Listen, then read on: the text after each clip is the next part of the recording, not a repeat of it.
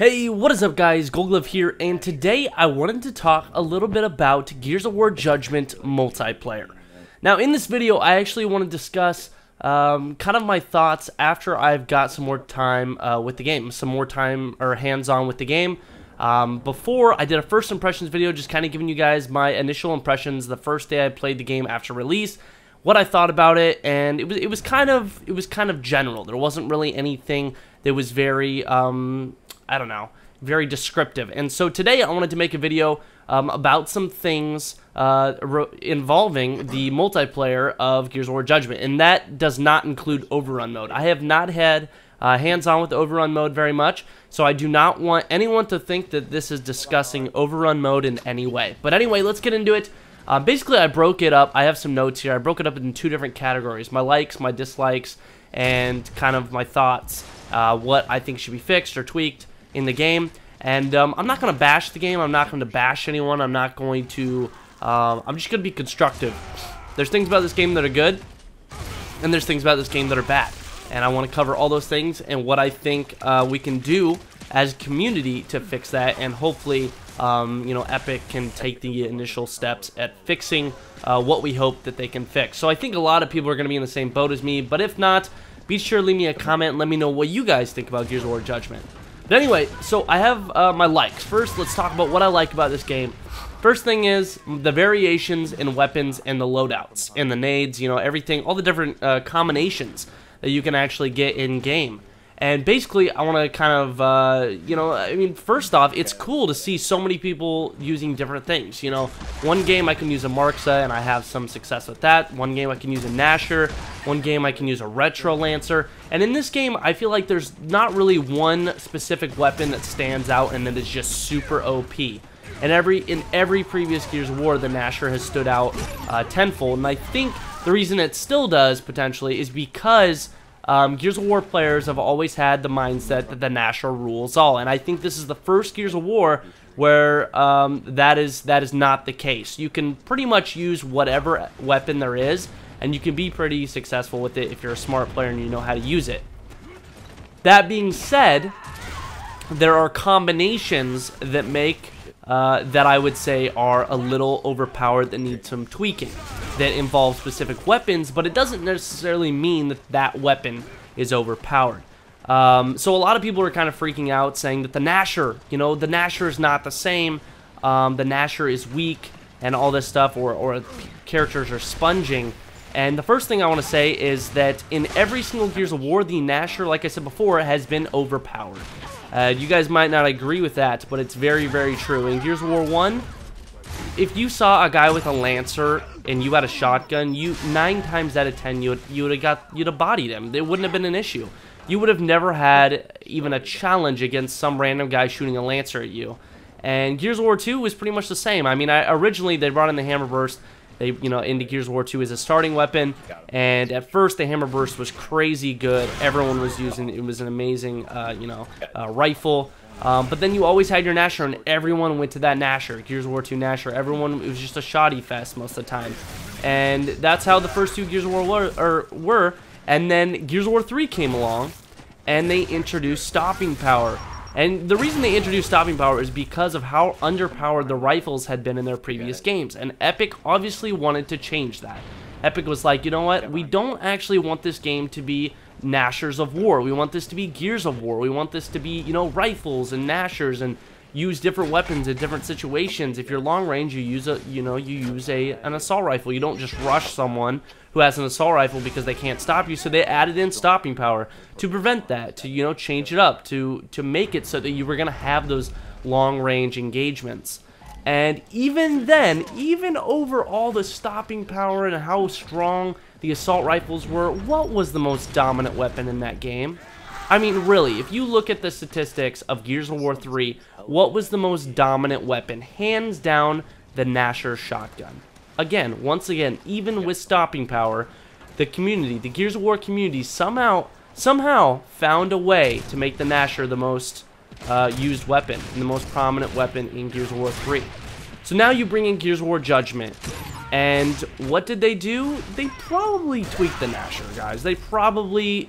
I don't know if this is necessarily true, but this is how I feel, and this is what I think a lot of people feel. And like I said, don't take my word for it, because I don't know. I'm not a developer. But I really do think that they weakened the Nasher, and they did it for a reason. They did it because they're probably sick of seeing the same gameplay in their game when it's, you know, it's been the same for the last 3 games. They want to see more Hammerburst. They want to see more, you know, more Lancers and Sawed-Offs and Retros and a more diverse variation in their loadouts and their weapons. I think that was another reason why they only made it so you could only have one weapon in the game to start. That way you don't have the opportunity to always have that Nasher. You have to, you know, you have to decide. Do you want a long-range weapon? Do you want a short-range weapon? It's going to change up the engagement so much by doing that. And you know what? It's kind of a like. I actually like it. It's different, guys. It's very different. I kind of got bored of the same old Gears, and I'm kind of glad that they took that out, you know? So I think that's what it is, guys. I don't think that the Nasher sucks. I mean, the Nasher is just different. It's not the same one you guys are used to. It's a little bit weaker. And the reason for that is because all the weapons need to be balanced. If you take out the nades for now, because we'll talk about that in a little bit, every single starting weapon is pretty balanced. I have not seen a single one that is overpowered. The Retro it's pretty normal. If you're going to get yourself in a situation where the Retro is going to mow you down, you deserve to lose. The Marksa, obviously a long-range beast. I have gotten successful games with that. The Hammerburst is great from medium to long range. The Lancer is just the good old Lancer. The Nasher is amazing, you know, up in your face for shotgun action, and the Sawed-Off is there as well. I don't use a Sawed-Off. I don't really use the Retro, but it's there. They're not overpowered. I have no big deal with them. And so far, I haven't really found anything starting weapon-wise that has frustrated me.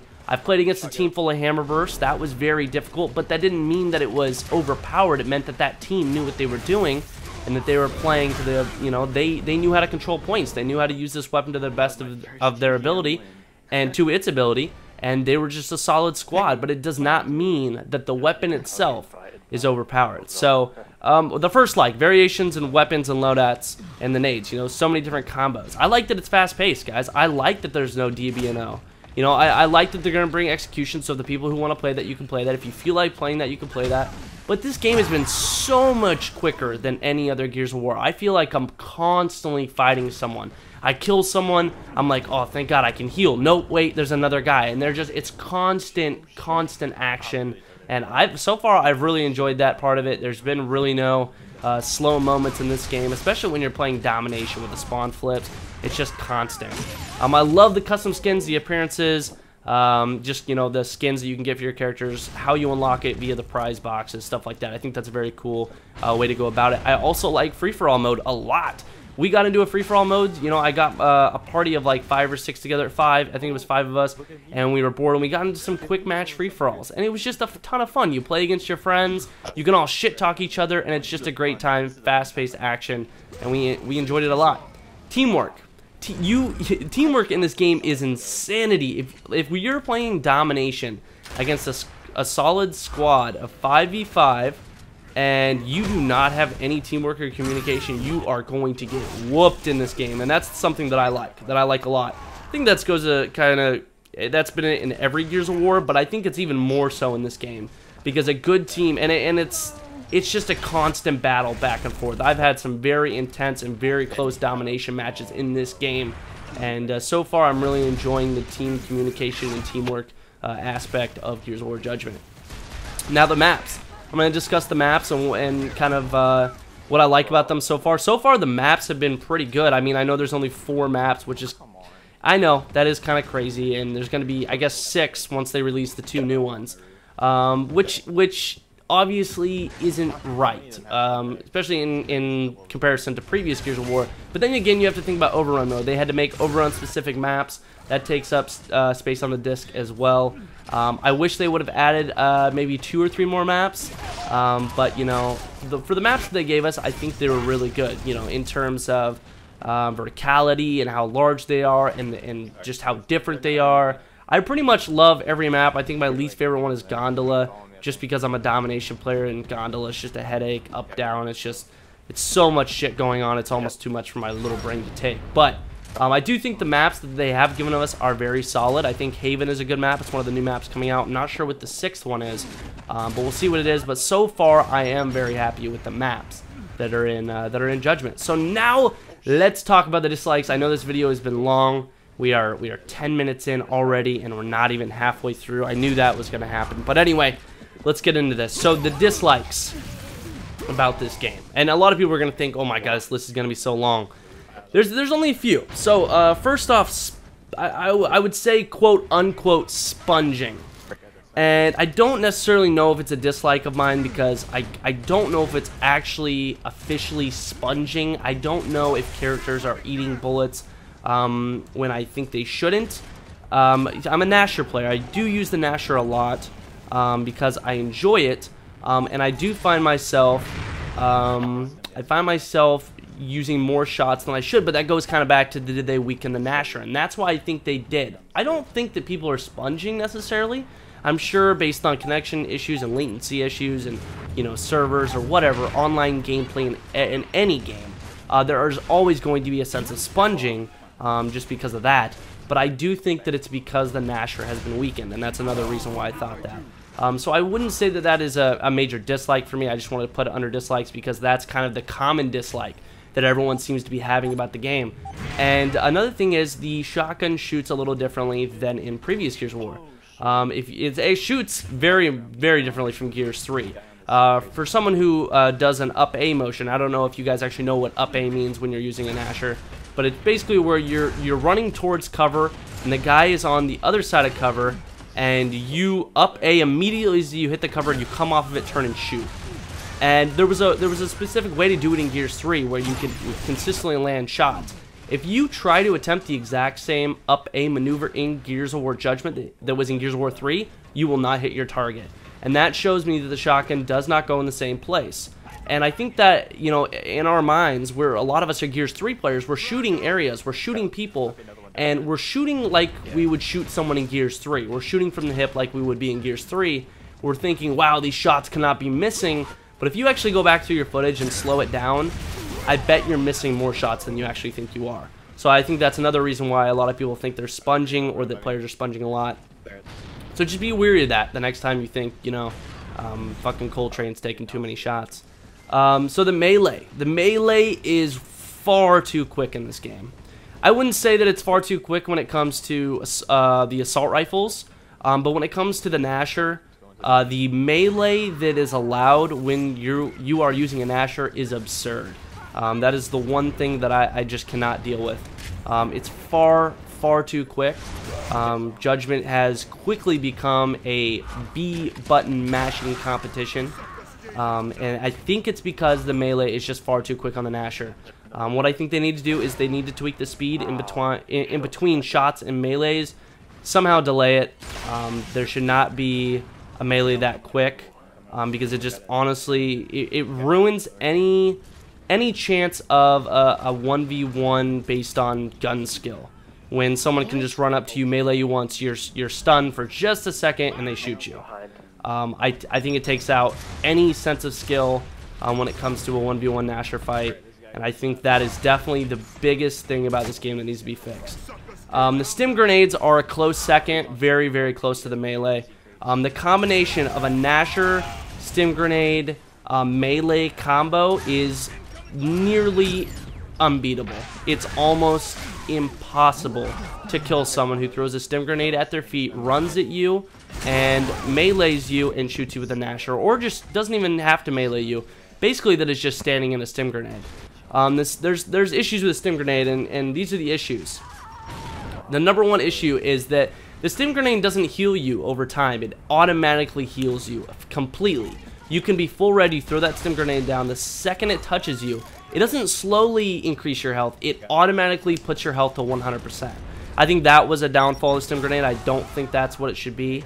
I think for overrun mode, that is fine. I think that's good. But if in regular multiplayer, I think that was a bad choice. I think it needs to heal you over time.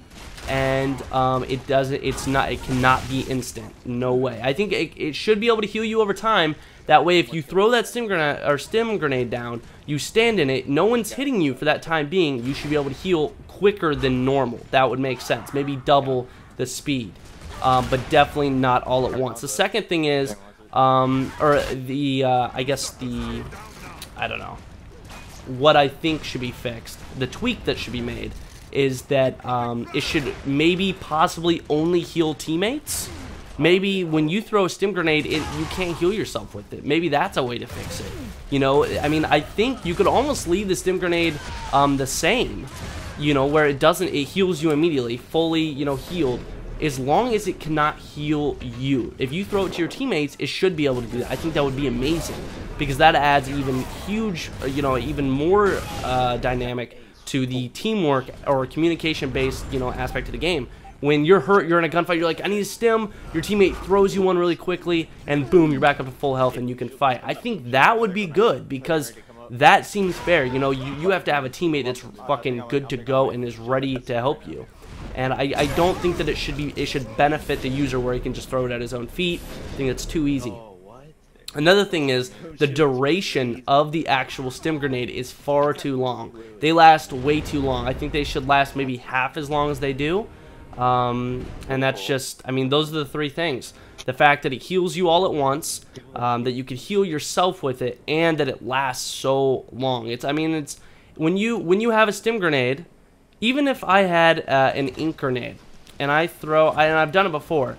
If I had an ink grenade, and I throw an ink grenade down, and I start fighting someone, and he rolls through my ink and fights me, he will throw a stim grenade down, heal himself completely, and there's no chance that I have. No matter how well I played the engagement, there is no way that I can beat that person. Not a chance. He will destroy me every single time. And I honestly don't think that's fair, especially when, if I threw an ink grenade down, if I went inside that ink, I'd kill myself. You know, it doesn't affect my, I don't know. I don't think the balance is there with the stim grenade. I really don't. I don't think it's fair at all. I think that needs to be tweaked, and the melee needs to be tweaked. I've heard some issues with a Scorcher. I haven't really experienced, I haven't really experienced that many issues with a Scorcher. There has been a few times where I'm like, holy shit, that killed me fast. Maybe I haven't played it against it enough. But apparently it does need some tweaking. Maybe it just needs to be toned down a little bit. You know, I don't know. But that's something that may be another dislike for the majority of you. Another thing that I have found, which a lot of people, it's not really a big deal, the other ones are the most important ones, but is in domination, when you're capping a flag, I find myself almost distracted so much. You know, if I'm in a fight and I'm in a hill and I'm trying to watch my corners, I don't really notice when I cap flags, when I cap an objective. You know, in Call of Duty, you have something that's like, it comes up right in the middle of your screen and it says capped flag. I don't necessarily need something right in the middle of my screen. I know it does show up in the bottom left, kind of in the kill feed, that I capped a flag. But I don't want to have to stare at my kill feed to figure out when I need to move out of a flag. I wish there was a little bit more of an indicator. I know your character yells sometimes, but just something. If they could add something to let everyone know that you've capped a flag that's a little bit more flashy, I would say, I would appreciate that. That's just a minor thing for me. I think the other things are far more important. But overall, I know I had a lot of dislikes, but I did have a lot of likes, and I just want you guys to know that I actually do enjoy Gears of War Judgment a lot. I like how much different it is than previous Gears. I like that they're trying and they're attempting to change it up a little bit. It's not the same thing. You guys got to understand that you personally do not want the same game every year, do you not? You don't want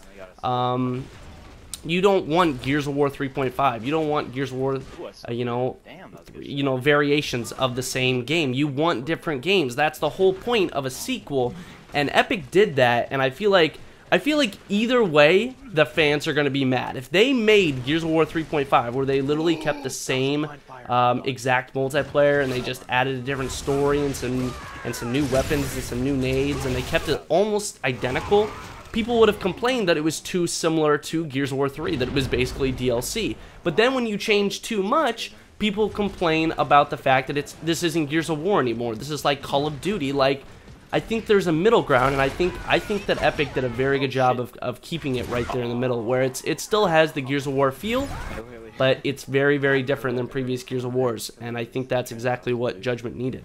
So anyways, that was my, I don't know, I guess my constructive criticism video, my overall thoughts about Judgment so far. If you enjoyed the video, be sure to give me a like, or be sure to leave a like, excuse me, and be sure to leave me a comment. And let me know what you guys think. What are some things you like or dislike or anything? Just let me know what you guys thought about the video. I have been GoldGlove. You guys have been my awesome viewers. I love your butts. And I'll catch you guys later. By the way, Facebook and Twitter's down below. Check it out.